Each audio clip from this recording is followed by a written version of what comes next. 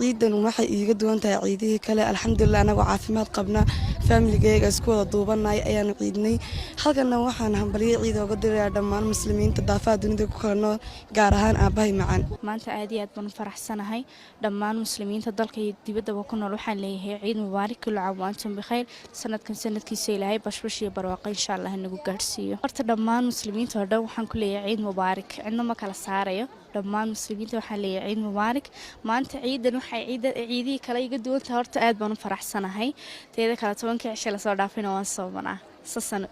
iga duwan tahay ciidihii kale dhammaan wixii muslim ee ciidaysa oo dhammaantood baan wada dirayaa ciid mubaarak baan la wada leeyahay qof aan u diray maanta isleeyahay qof kaliya u diro qof kaliya ku koobma jirta laakiin wixii muslim ah oo dhammaantood wada diray ciid mubaarak baan xaqa naga leeyahay dhammaantiin oo wada salaamaya markaas way just qof kasta waxaan ku dhahay maxay ciid kasta ciid